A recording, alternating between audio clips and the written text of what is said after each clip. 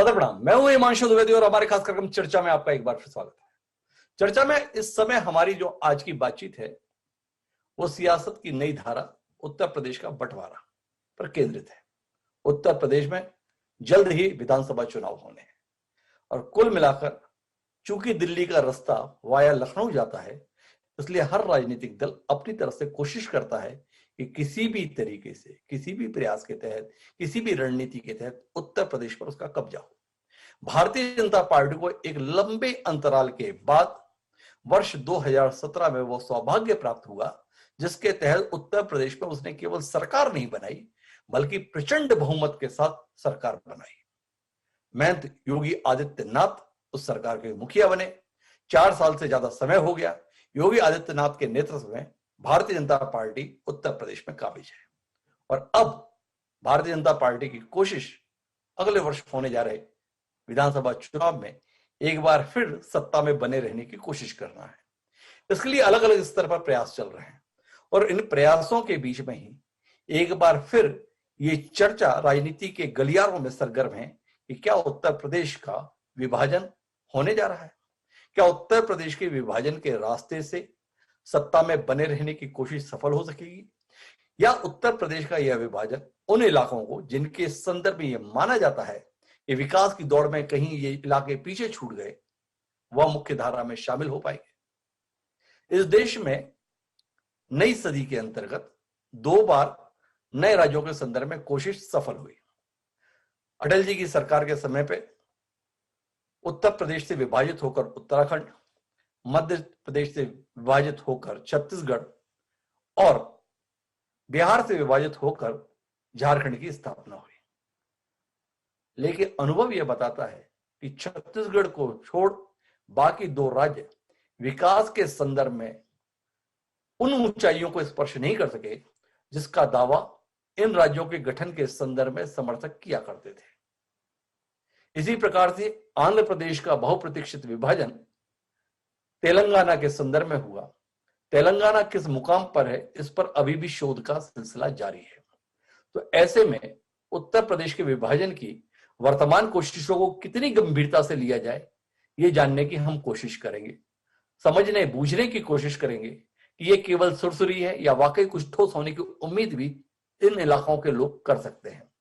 इस विषय पर चर्चा के लिए 5 खास मेहमान हमारे साथ अलग अलग क्षेत्रों के जुड़ रहे हैं जिनका इन आंदोलनों के संदर्भ में, इन मांगों के संदर्भ में सीधा सरोकार रहा है।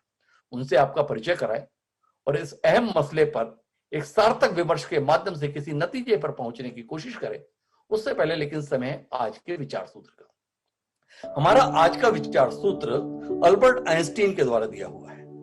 अल्बर्ट आइंस्टीन ने यह कहा था कि अपनी सर्वोत्तम क्षमताओं के अनुसार राजनीतिक मामलों में दोष सिद्धि हर नागरिक का कर्तव्य है। अर्थात हर नागरिक की जिम्मेदारी है कि वो राजनीतियों के क्रियाकलापों के संदर्भ में अपने अपने स्तर पर फैसला दे। तो कुल मिलाकर उत्तर प्रदेश के विभाजन के संदर्भ में ये कोशिशें क्षेत्र की तकदीर, क्षेत्र की तस्वीर बदलने के लिए है या केवल और केवल अपने राजनीतिक स्वार्थों को साधने के संदर्भ में इस प्रकार की चर्चाओं को एक बार फिर हवा दिया जा रहा है, इससे समझने की हमें कोशिश करनी है। जब मायावती उत्तर प्रदेश में सरकार में थी तो उन्होंने भी अपने सरकार के अंतिम दौर में उत्तर प्रदेश के अलग अलग हिस्सों को अलग अलग राज्यों में बांटने की अनुशंसा की थी, लेकिन उसे किसी ने गंभीरता से नहीं लिया। अभी भी खबरें यही आ रही हैं कि महंत योगी आदित्यनाथ निजी तौर पर राज्य के विभाजन के पक्षधर नहीं है, लेकिन भाजपा से जुड़े तमाम रणनीतिकार इस विषय पर एक गंभीर मंत्रणा के हिमायती हैं और कुछ ठोस कदम उठाने की अपेक्षा भी रखते हैं। तो अब हम चलते हैं अपने उन महानुभावों के पास जो इस चर्चा का हिस्सा बनने के लिए हमारे साथ जुड़ चुके हैं। हमारे साथ जुड़ चुके हैं पूर्वांचल के संदर्भ में शुरू से बेहद सशक्त पैरोकार रहे प्रभुनाथ राय जी। प्रभुनाथ जी, आपका स्वागत है। भारतीय जनता पार्टी के तेज तर्रार विधायक नागेंद्र सिंह राठौड़ जी भी हमारे साथ जुड़ चुके हैं। समाजवादी पार्टी के प्रवक्ता मनोज यादव जी भी हमारे साथ में हैं। वरिष्ठ पत्रकार हेमंत तिवारी जी भी इस चर्चा का हिस्सा बनने के लिए मौजूद हैं और साथ ही बुंदेलखंड राज्य की कल्पना के संदर्भ में अपने विचार रखने के लिए यादवेंद्र सिंह बुंदेला जी हमारे साथ हैं। आप सभी का स्वागत है और चर्चा की शुरुआत हम प्रभुनाथ राय जी से करते हैं क्योंकि प्रभुनाथ राय जी पूर्वांचल के संदर्भ में अलग राज्य के पक्षधर हैं। उस पूर्वांचल के संदर्भ में जो राजनीतिक रूप से बड़ा महत्वपूर्ण तो माना जाता है, पर भारतीय जनता पार्टी के लिए निश्चित रूप से एक चुनौती रहा है। महंत योगी आदित्यनाथ स्वयं उस इलाके से ताल्लुक रखते हैं, उनका क्षेत्र पूर्वांचल का हिस्सा है।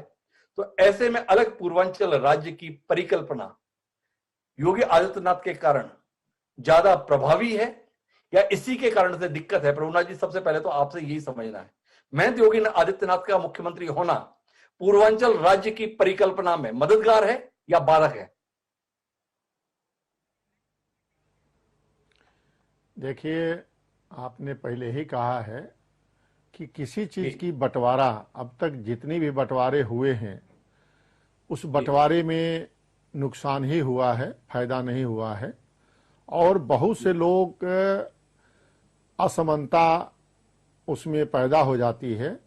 पूर्वांचल राज्य की मांग ये कम से कम 50 बरस से चल रहा था और चल रहा है, लेकिन बहुत से लोग हैं चाहते हैं कि हम अलग राज्य बनावें।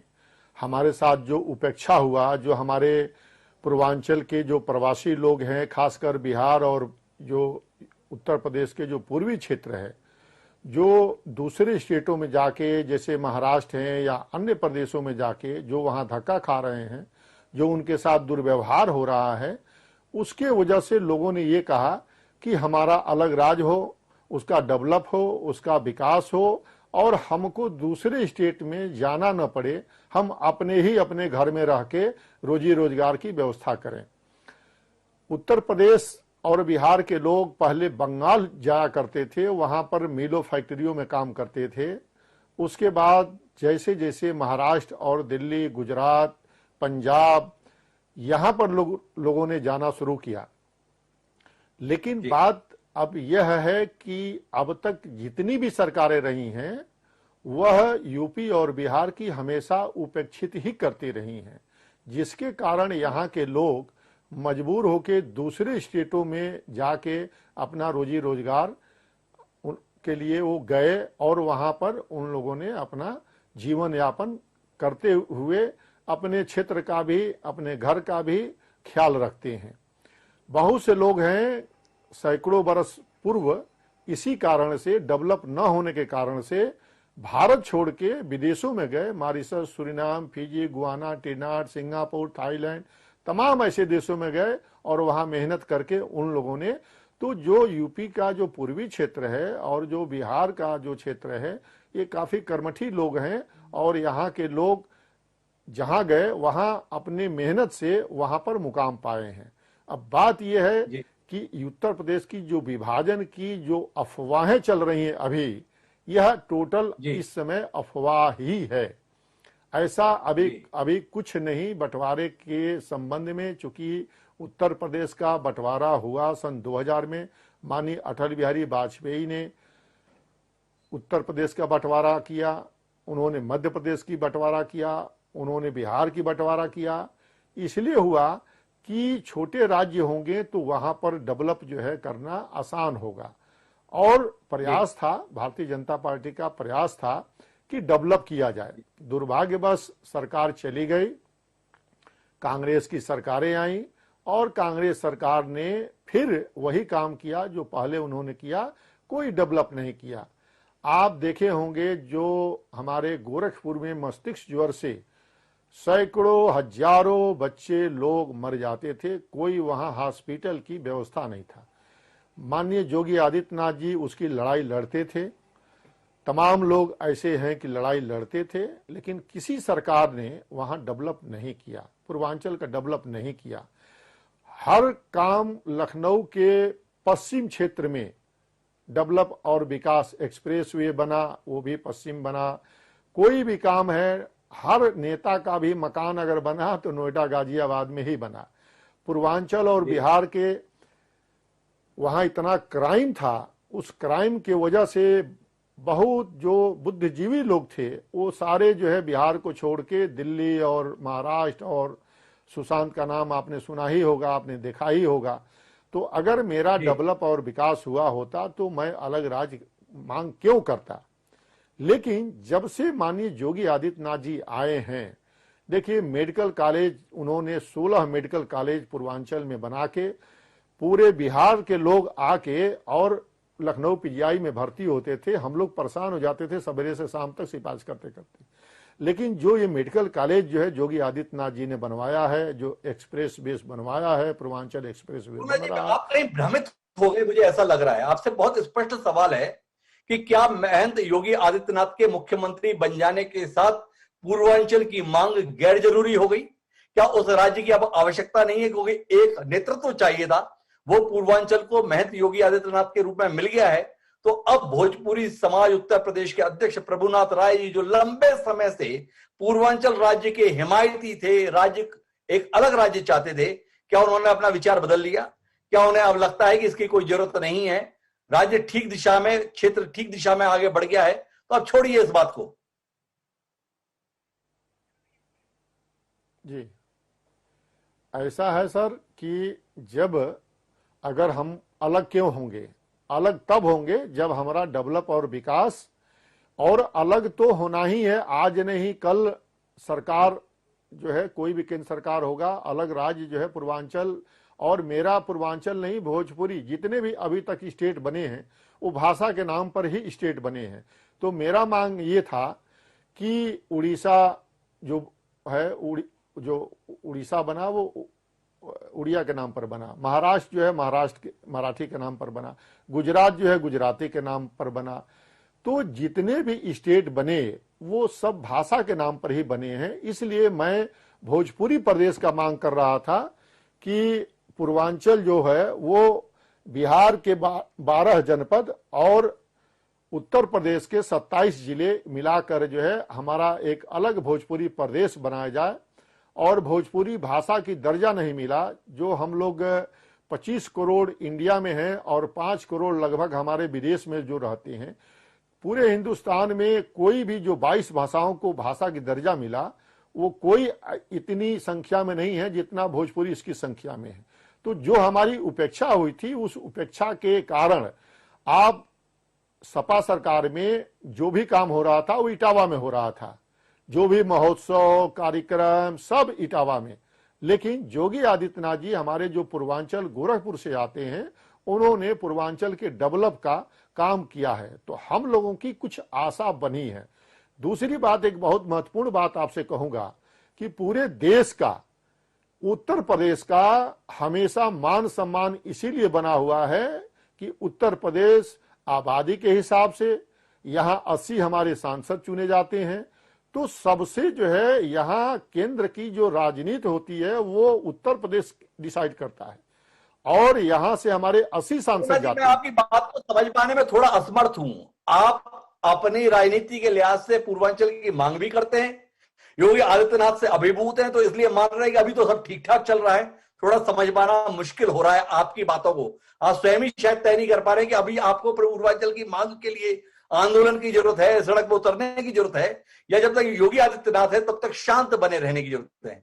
लेकिन हम मनोज यादव जी के पास चलते हैं। मनोज यादव जी शुरू से उस पार्टी से ताल्लुक रखते हैं जिसने उत्तर प्रदेश के विभाजन का हमेशा विरोध किया।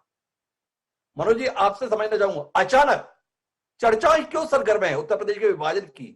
क्या जैसा प्रभुनाथ जी ने कहा कि गंभीरता से मत लीजिए, अफवाहें हैं, पर अफवाह है तो इतनी तेज क्यों फैल रही है? केंद्र में सरकार भी भाजपा की, राज्य में सरकार भी भाजपा की, और अफवाह भी भाजपा शासित राज्य के संदर्भ में, किस लिए? कुछ कहेंगे मनोज जी? आप क्या समझ पा रहे हैं आप इसके पीछे खेल? बिल्कुल हिमांशु जी, जिस तरीके से प्रभुनाथ राय जी ने अपना वक्तव्य रखा, और इतना कमजोर वक्तव्य रखा, उतनी ही कमजोरी से मेरे ख्याल से उत्तर प्रदेश को बांटने की चाहत है उत्तर प्रदेश के कुछ चुनिंदा लोगों की। जो मांग है उत्तर प्रदेश को विभाजित करने की, वो इतनी धारदार नहीं है जितनी कि 20 साल पहले उत्तराखंड के विभाजन में उत्तर प्रदेश को देखनी पड़ी थी। लेकिन मैं प्रभुनाथ जी की तमाम सारी बातों से इत्तेफाक इसलिए नहीं रखा, मुझे हंसी भी आई। उन्होंने बहुत सारी बातें कही, जिसमें एक महत्वपूर्ण बात है कि योगी आदित्यनाथ ने 16 मेडिकल कॉलेज पूर्वांचल में बनवाए हैं। मैं जब भी उनका टर्म आएगा तो मैं उन 16 जिलों के नाम जानना चाहूंगा जहां पे योगी आदित्यनाथ ने पूर्वांचल में मेडिकल कॉलेज बनाए हैं। अगर नहीं बताते हैं तो उसको मैं सिरे से झूठ और सिर्फ झूठ समझूंगा। दूसरी महत्वपूर्ण बात जी। कि उत्तर प्रदेश हमारी देश की जो सांस्कृतिक विरासत है उसका सिर्फ इकलौता गुलदस्ता बचा है, इसके अलावा दूसरा नहीं। जैसा प्रभुनाथ राय जी ने कहा कि तमाम सारे स्टेट बने तो भाषाई आधार पे बन गए, लेकिन उत्तर प्रदेश एक ऐसा स्टेट है जहां पे आपका पहाड़ी भी पहले बोली जाती थी बहुत सारे हिस्से में, और आपका मुरादाबाद की भी लैंग्वेज बोली जाती थी, बुंदेलखंडी भी बोली जाती थी, और भोजपुरी भी बोली जाती थी, इटावा वाली जो भाषा है बुंदेलखंड की वो भी बोली जाती थी, और लखनऊ की जो नजाफत और नफासत की भाषा है वो भी बोली जाती थी, चाहे वो पीलीभीत का एरिया हो, अवध प्रांत हो, सब कुछ था। तो जो उत्तर प्रदेश की पहचान थी, देश की पहचान थी कि हमारा देश तमाम सारी संस्कृतियों को मिला के, तमाम सारे धर्मों को मिला के बना है, तो अगर देश में कोई एक इकलौता स्टेट बचा है तो वो बचा है उत्तर प्रदेश। तो ये बोगस मांग है, इस बोगस मांग को मैं सिर्फ और सिर्फ भटकाऊ पार्टी के द्वारा भटकाने के, जो तमाम सारे ज्वलंत मुद्दे हैं उनको भटकाने के लिए किया जाना चाहिए। दूसरी ओर इसको मैं जायज इसलिए भी इस वक्त मौजूदा परिस्थितियों में नहीं मानता क्योंकि जो प्रदेश की मांग होती है वो एक बड़ी प्रक्रिया है, जो विभाजन की, उसमें राज्य के विभाजन की जो प्रक्रिया वो एक लंबी प्रक्रिया है। उसके लिए विधानसभा में आपको एक पारित करना पड़ेगा, क्या वो लेके आते हैं, पारित होके वो केंद्र की सरकार को भेजना पड़ेगा, केंद्र की सरकार एक कमीशन गठन करेगी, कमीशन की जो रिपोर्ट आएगी वो रिपोर्ट राष्ट्रपति के पास जाएगी, इसके बाद फिर संसद में वो जो भी विधेयक होगा उसको पास किया जाएगा। तो ये सारी प्रक्रिया मुझे नहीं लगता है कि चुनावी वर्ष में बहुत सटीक बैठेगी, चाहे वो बीजेपी हो या तमाम सारे कोई भी राजनीतिक जब जो इस बात को मानते हैं। इसके लिए एक लंबा संघर्ष होगा, लंबा टाइमिंग होगा। और अगर प्रभुनाथ राय जैसे कुछ लोग विभाजन की बात करते हैं हिमांशु जी, तो मैं ये महसूस करता हूं कि एक बड़ा तबका है जो उत्तर प्रदेश स्टेट को बड़ा प्रदेश बनाए रखना चाहती है, और वो उसकी पहचान है। क्योंकि जब हम कभी भी बात करते हैं तो विश्व के 7वें नंबर का देश के रूप में उत्तर प्रदेश जाना जाता है, जनसंख्या भी उसकी एक महत्वपूर्ण है। डेवलपमेंट अगर आपको करना है तो आपकी नीयत साफ होनी चाहिए। आपने बिल्कुल सही कहा कि इटावा का विकास हुआ, इटावा और सफाई का जो विकास हुआ वो वर्ल्ड लेवल पे हुआ, इसमें दो राय नहीं है, और मैं उससे भाग भी नहीं सकता, क्योंकि जो हकीकत है योगी आदित्यनाथ अभी हाल ही में देख भी आए कि सफाई और इटावा कैसे बना हुआ है। लेकिन पूर्वांचल एक्सप्रेस वे का जो आधार रखा वो समाजवादियों ने रखा, और जो रोडें जोड़ी जाती है, प्रभुराम जी की समझ को मैं थोड़ा सा ताजुब कर रहा था कि अगर अटल बिहारी वाजपेयी ने चतुर्भुज योजना बनाई तो उसको भी एक सिरे से ही बनाना शुरू किया। वो बनते बनते मेरे ख्याल से आपको याद होगा जब पूर्वांचल के लास्ट जिले जब बिहार के गोपालपुर में घुसती है तो उसका काम बहुत सालों तक अधूरा पड़ा रहा। मैं 2015-16 में जब गया तब भी वो काम अधूरा था। तो बहुत सारी चीजें वो क्रमबद्ध तरीके से चलती, तो मुझे नहीं लगता है कि प्रभुनाथ राय जी को कोई तथ्यात्मक बात कहनी चाहिए जिससे कि लगे कि हाँ पूर्वांचल जी की बातों से असहमत है मनोज यादव जी। उन्हें लगता है कि कोई बहुत ठोस दलीलें नहीं मिली। समाजवादी पार्टी का रुख स्पष्ट है। उत्तर प्रदेश भारत की सांस्कृतिक विरासत की सशक्त अभिव्यक्ति है। कम से कम उत्तर प्रदेश के साथ छेड़छाड़ नहीं होनी चाहिए, क्योंकि उत्तर प्रदेश का मौजूदा स्वरूप गौरव का बोध कराता है। बहुत स्पष्ट राय है मनोज जी की। लेकिन यादवेंद्र सिंह बुंदेला जी उस इलाके से ताल्लुक रखते हैं जिसे शौर्य का प्रतीक तो माना गया, पर इस समय दारिद्र का प्रतीक भी कई लोग बताते हैं। वो है बुंदेलखंड का इलाका। वहां के लोगों की अपनी समस्याएं हैं, अपनी तकलीफ है, अपना दुख है, अपना दर्द है। और वो दुख दर्द तकलीफ केवल उत्तर प्रदेश के अंतर्गत ही नहीं, बल्कि जो इलाका मध्य प्रदेश के साथ में शामिल है वहां के लोगों के संदर्भ में भी है। हमारे साथ में पूर्व मंत्री और कांग्रेस पार्टी के नेता यादवेंद्र सिंह जी हैं। यादवेंद्र सिंह जी से समझना चाहेंगे बुंदेलखंड की जरूरत को, और इस समय जो विभाजन की बात चली वो केवल पूर्वांचल के संदर्भ में है। क्या पूर्वांचल से ज्यादा हक, ज्यादा जरूरत बुंदेलखंड को अलग राज्य बनाने की है कि नहीं? इस संदर्भ में यादवेंद्र जी आपका नजरिया।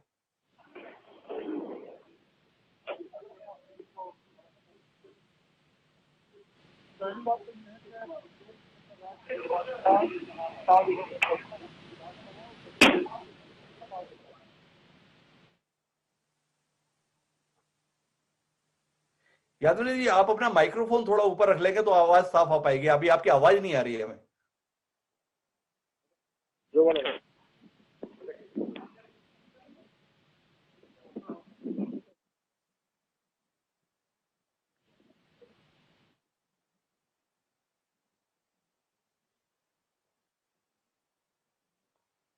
जी यादवेंद्र जी।